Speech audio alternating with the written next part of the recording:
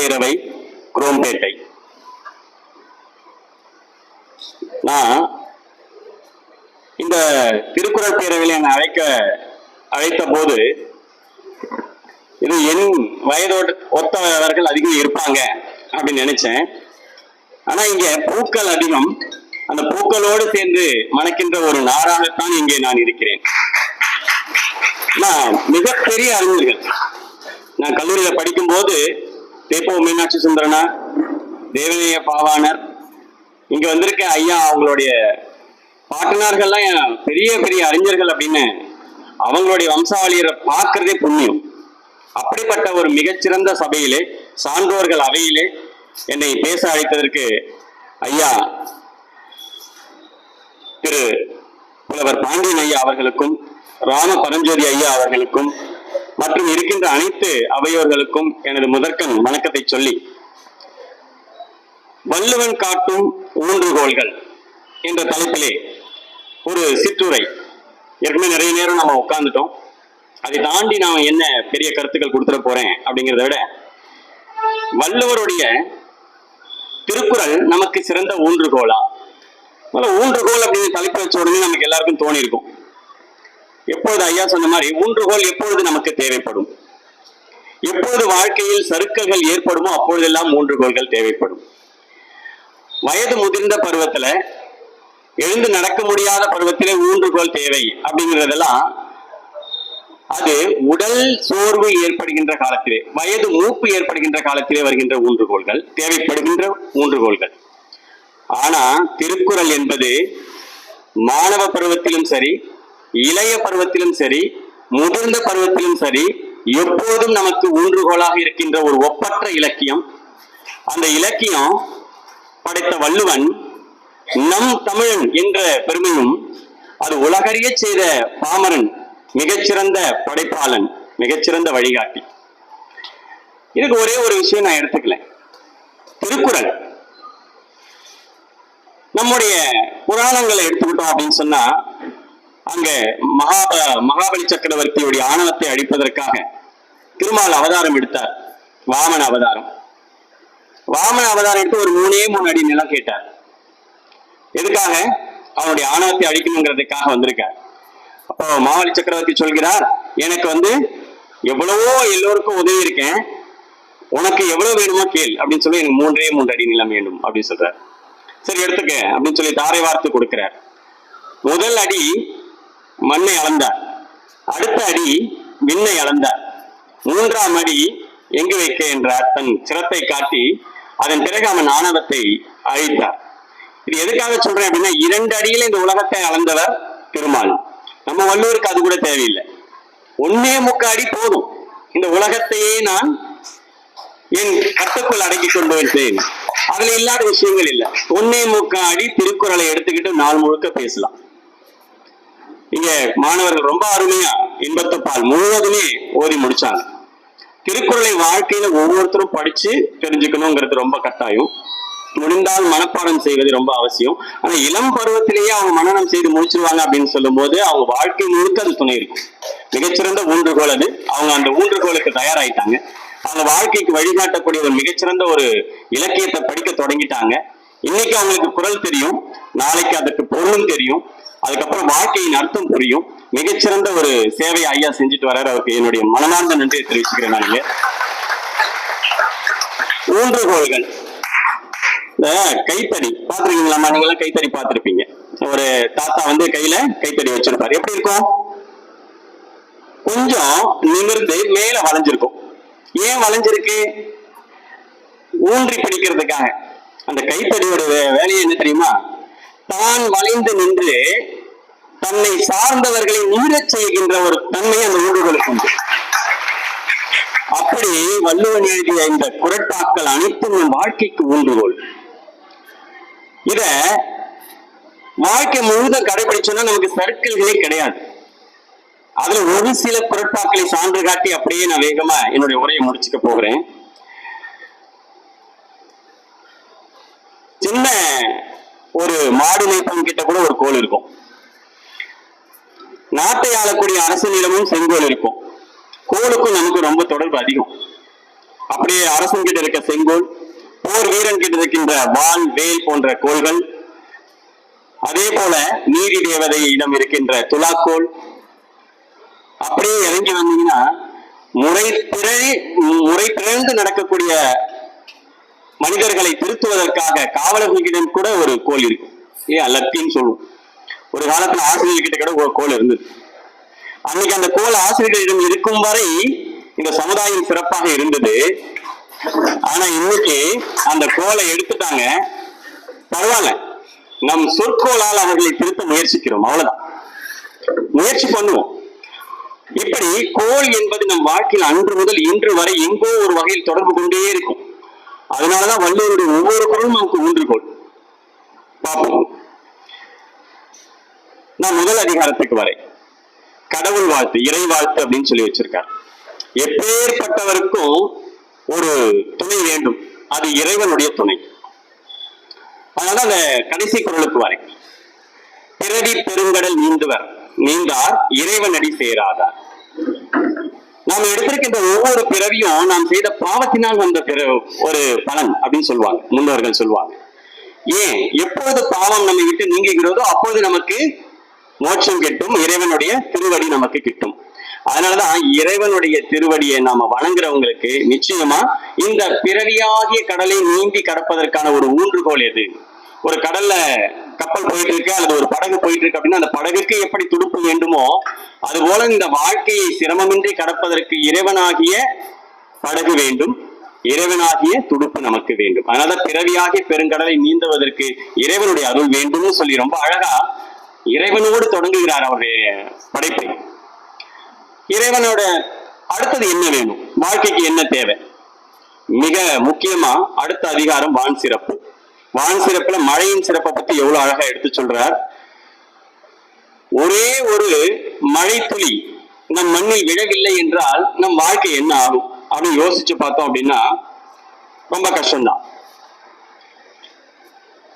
விசும்பின் துளிவீழின் அல்லால் மற்றாங்கே பசும்புல் தலை காண்பதறிவு, காண்பதறிது. ஒரே ஒரு மழை மட்டும் நமக்கு இல்லை அப்படின்னு சொன்னா இந்த பூமியில பசுமை கிடையாது. பசுமை இல்லைன்னா உயிர்கள் கிடையாது, உயிர்கள் இல்லைன்னா வாழ்க்கையே கிடையாது. அப்போ இறைவன் அருள் நமக்கு அவசியம். அடுத்தது மழையின் பெருமையை உணர்ந்து வள்ளுவர் அதை வான் சிறப்புல வச்சிருக்கார். அப்ப மழை, விண்ணிலிருந்து மண்ணில் இறங்குகின்ற மழை துளி கூட மிகச்சிறந்த ஊன்றுகோல் வாழ்க்கைக்கு. ஏன்? அந்த நீர் இல்லைன்னு சொன்னா இந்த உலகத்துல எதுவுமே இல்லை. அதான் நீரின்றி அமையாது உலகு என்று சொல்லிவிட்டார். அப்போ நீரின் அவசியத்தை உணர்ந்த வள்ளுவன் அடுத்ததா வான் சிறப்பை சொல்கிறார். அப்போ வான் சிறப்பு, மழையின் சிறப்பு, மழையே நமக்கு மிகச்சிறந்த ஊன்றுகோல். அப்படியே அடுத்து கடந்து கொஞ்சம் தூரம் போவோம், இல்வாழ்க்கை அதிகாரத்துக்கு வருவோம். எல்லாரும் சேர்ந்து குடும்ப வாழ்க்கை வேணும். அந்த வாழ்க்கையில குடும்பம் தடுமாறாம செயல்படணும் அப்படின்னு சொன்னா குடும்ப தலைவன் எப்படி இருக்கணும்? குடும்ப தலைவன் எப்படி இருந்தால் அந்த குடும்பம் மிகச்சிறந்த ஒரு குடும்பமாக செயல்படும் அப்படிங்கிறத இல்வாழ்க்கையில சொல்றார். இல்வாழ்வான் என்பான் இயல்புடைய மூவர்க்கும் நல்லாற்றி நின்ற துணை. இயல்புடைய மூவர்னு சொல்றாரு. அது பல்வேறு அறிஞர்கள் பல்வேறு காரணங்கள் கருத்துக்கள் சொல்றாங்க. நாம இயல்பா எடுத்துப்போம். குடும்பத்துல ஒரு 3 பேர், ஒரு குடும்ப தலைவன் இருக்கான். அந்த குடும்ப தலைவன் அந்த குடும்பத்தை தாங்கி நிற்கின்ற தூண். அதுவும் ஒரு கோல் தான், தாங்கி நிற்கின்ற தூண். அவன் மற்றவர்களுக்கு ஊன்றுகோலாக இருக்கின்றான். தன்னை பெற்ற பெற்றோர்களுக்கு, தன்னை மணந்த மனையாளுக்கு, தான் பெற்ற பிள்ளைகளுக்கு, இப்படி எடுத்துக்கிட்டீங்கன்னா கூட அப்போ ஒரு குடும்ப தலைவன் மிகச்சிறந்த ஊன்றுகோலாக இருந்தால்தான் அது குடும்பம். அதுதான் இல்வாழ்க்கை. அந்த இல்வாழ்க்கைக்கு தேவையானது மிகச்சிறந்த குடும்ப பொறுப்பு.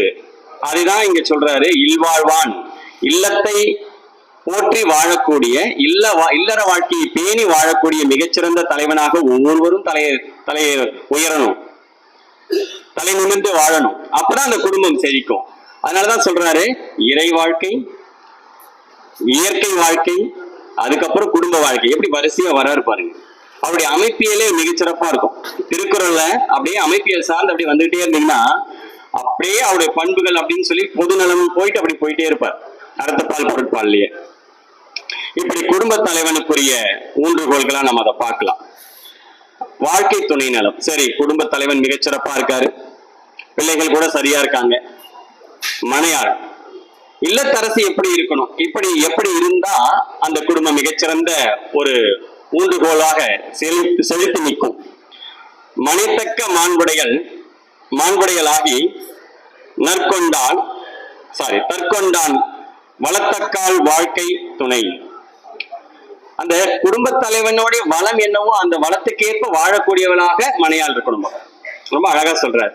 ஏன்னா ரொம்ப ஆசை அதிகமாயிடும். அடுத்த வீட்டை பார்க்கும்போது, எதிர் வீட்டை பார்க்கும்போது, வீட்டுல இருக்க பெண்மணிக்கு அம்மாக்கு என்ன ஆயிடும் அப்படின்னு சொன்னா, அவங்களாம் இதை வாங்கிட்டாங்க அதை வாங்கிட்டாங்க, நீ எதையாவது செய் அப்படின்னு தூண்டிக்கிட்டே இருப்பான். அதை தாண்டி அந்த மனையாள் எப்படி இருக்கணுமா, குடும்ப தலைவனுடைய வருமானம் என்ன, வரவு என்ன, செல்வம் என்ன, அந்த செல்வத்துக்கு ஏற்ப தன்னை தகவமைத்துக் கொண்டு அந்த வாழ்க்கையை நடத்தக்கூடிய மனையாள் இருந்தா அந்த குடும்பம் மிகச்சிறந்த ஊன்றுகோலாக நின்று செழித்து நிற்கும். இதை அவர் அந்த அதிகாரத்துல வாழ்க்கை துணை நலம் அப்படிங்கிறதுல பார்க்கலாம். அடுத்தது பிள்ளைகளுக்கு வருவோம்.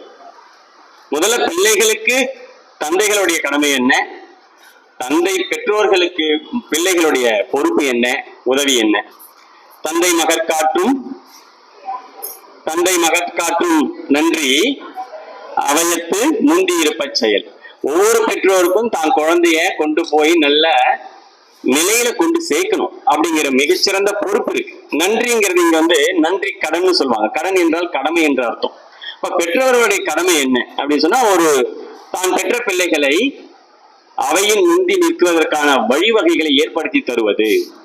குழந்தை நல்லா படிக்கிறான், ஆனா அதுக்கான அவனுடைய திறமைகளுக்கு என்னவோ அந்த திறமைகளுக்கான இறை போடக்கூடிய வகையிலே பெற்றோர்கள் இல்லைன்னு சொன்னா கூட அந்த மாணவனுடைய வளர்ச்சி என்பது தடைபடும். அதனால பெற்றோர்களுடைய கடமை, அவங்களுடைய ஊன்றுகோல் சரியாக இருந்தால் அந்த மாணவருடைய வளர்ச்சி என்பது மிக உயர்ந்த இடத்தை போய் சேரும். அதனாலதான் அந்த குறட்பாக்கால் அப்படி சொல்றாரு. அதே போல மகன் தந்தை காற்றும் உதவி இவன் தந்தை எண்ணோற்றான் கொள் எனும் சொல். இங்க முதல்ல நன்றின்னு சொன்னார். அந்த குறள்ல பாத்தீங்கன்னா தந்தை மகற்காற்றும் நன்றின்னு சொல்றார். ஆனா மகன் தந்தை காற்றும் உதவின்னு சொல்றார். இந்த வார்த்தைகளுக்குள்ள வேறுபாடுகளை நம்ம கொஞ்சம் பார்க்கணும். அது கடமை, ஏன்னா பெற்றோர்களுடைய கடமைன்னு சொல்லலாம்.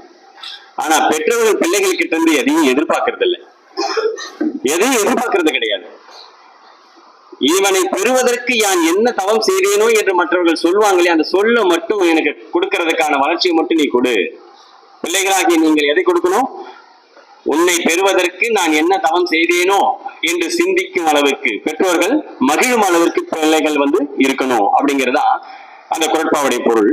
அப்படி பார்க்கும்போது பெற்றவர்களுக்கு மிகச்சிறந்த ஊன்றுகோலாக பிள்ளைகள் இருக்கணும், ஊன்றுகோள்களாக பிள்ளைகள் வளரணும் அப்படிங்கிறதா இந்த குறளுடைய பொருளாக இருக்கு. விருந்தினர்கள், எப்ப குடும்பம் எல்லாம் முடிஞ்சது, குடும்பம் தாண்டி அடுத்து பாத்தீங்கன்னா நமக்கு புதியவர்கள் வருவாங்க, உறவினர்கள் வருவாங்க. விருந்தோம்பல் அப்படிங்கிறது தமிழுடைய மிகச்சிறந்த உயர்ந்த முதன்மையான பண்பாடு இல்லையா. வந்த விருந்தினர்களை எப்படி வரவேற்கணும், உபசரிக்கணும் அப்படிங்கிறது. அது அழகா ஒரு குறளை சொல்வார். மோப்ப குழையும் அனிச்சம் முகம் திரிந்து நோக்க குழையும் விருந்து.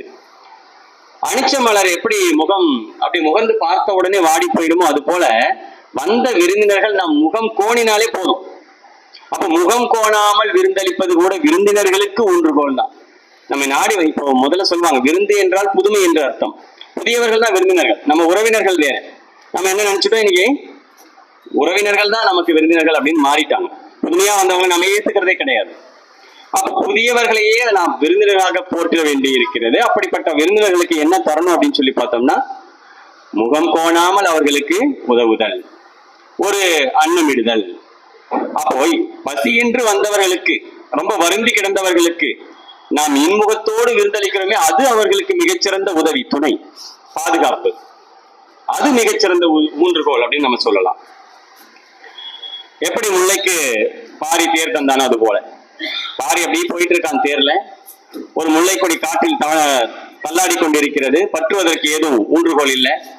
உடனே தன் தேரை நிறுத்தி அதை படரச் செய்து சென்றான் அப்படின்னு சொல்லி நம்ம வரலாற்றுல படிச்சிருக்கோம். அப்ப என்ன அர்த்தம், முல்லைக்கும் இரக்கம் கொள்கின்ற ஒரு மனப்பக்குவம் அப்படிங்கிறதா இங்க. விருந்தினர்களுக்கும் நாம் எப்படி முகம் கோணாமல் விருந்தளிக்க வேண்டும், அது அவர்களுக்கான தேவை. எவர் ஒருவருக்கு தேவை இருக்கிறதோ அந்த தேவையை பூர்த்தி செய்வதற்கு பேர் தான் ஊன்றுகோல். இங்க ஊன்றுகோல் என்றால் ஏதோ வயது முதிர்ந்தவர்களுக்கான கைத்தடி கிடையாது. வாழ்க்கைக்கு எப்போது எங்கே எது தேவைப்படுகிறதோ அது அனைத்தும் ஊன்றுகோல் தான். எனக்கு இப்ப பசிக்குது, எனக்கு உணவு வேணும், அது என்னுடைய அந்த நேரத்திற்கு அது ஊன்றுகோல். எனக்கு இப்போ நிறைய விஷயங்களை தெரிஞ்சுக்கணும், நிறைய புத்தகங்கள் எனக்கு கிடைச்சிருக்கு அப்படின்னு வாழ்க்கைக்கு சிறந்த ஊன்றுகோல். இப்படி ஒவ்வொன்றையும் கடந்து போக வேண்டியிருக்கு. திணை துணை நன்றி செய்யணும் பனைத்துணையாக கொள்வர் பயன் தெரிவார். செய் நன்றி அறிதல்ல சொல்றார். திணை துணை, திணை மிகச்சிறிய தானியம். ஒரு சின்ன அளவு உதவி செஞ்சா கூட அதை பெரிய பனை மரத்து அளவுக்கு, பனையின் அளவுக்கு உயர்ந்த பயனை தருவதாகவே அவர் எடுத்துக்கொள்கிறோம். யார் ஒருவர் எடுத்துக்கொள்வார்? அவருக்கு அது தேவை, அந்த நேரத்துக்கு அது தேவை. அது கொடுக்கும் போது உடனே அதை பெரிய உதவியாகத்தான் கருதுவார். உதாரணமா இப்ப மாணவர்கள் இருக்காங்க, அவங்க பரீட்சை நேரத்துல உட்கார்ந்து எழுதிட்டு இருக்காங்க. திடீர்னு அவங்களுக்கு எழுதுகோள் தீர்ந்து போகுது. அந்த நேரத்துல வேற எழுதுகோள் இல்லை. பக்கத்துல இருக்க ஒரு மாணவனோ மாணவியோ உடனே அவங்களுக்கு கொடுத்து உதவினா அந்த நேரத்திற்கு அதுதான் மிகச்சிறந்த ஊன்றுகோல், உதவி. அத காலத்தினால் செய்த நன்றி சிறிது எனினும் ஞானத்தின் மான பெரிதுன்னு நம்ம சொல்றது காரணம். அந்த நேரத்திற்கு அந்த சந்தர்ப்பத்திற்கு உதவுகின்றவரே மிகச்சிறந்த ஊன்றுகோல். இங்க ஏன் பனைத்துணையாக கொள்வார் அப்படின்னு வள்ளுவர் போட்டிருப்பார் அப்படின்னு நான் நினைச்சு பார்த்தேன்.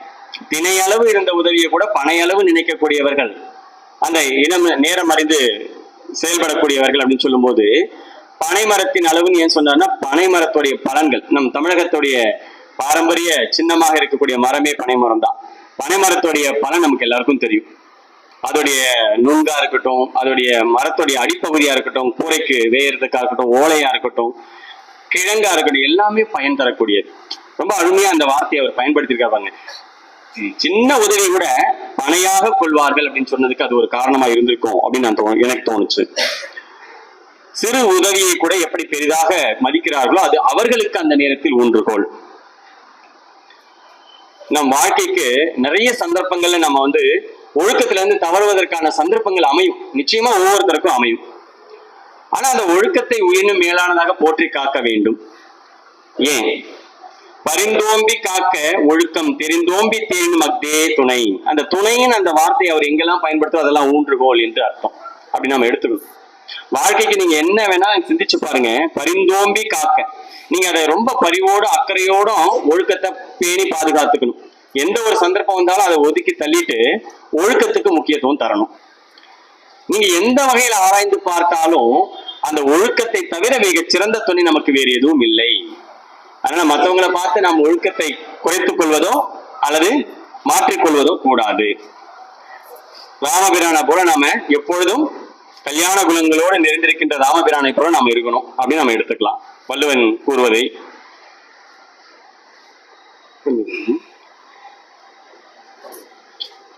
கொஞ்சம் நான் வேகமாவே போயிடுறேன், ரொம்ப நேரம் எடுத்துக்கல. வாய்மை, நம்ம வாழ்க்கையில ஒழுக்கத்தை எப்படி கடைபிடிக்கணுமோ அதே போல உண்மையை பேசுவதை கடைபிடிக்கணும். வாய்மை என்ற அதிகாரத்துல மிகச்சிறப்பா சொல்றாரு, யாம் மெய்யாக கண்டவற்றுள் இல்லை எனை தோன்றும் வாய்மையின் நல்ல பிற. அந்த வாய்மையை விட மிகச்சிறந்த ஒரு பண்பு, ஒரு குணம் வேற எதுவுமே கிடையாது.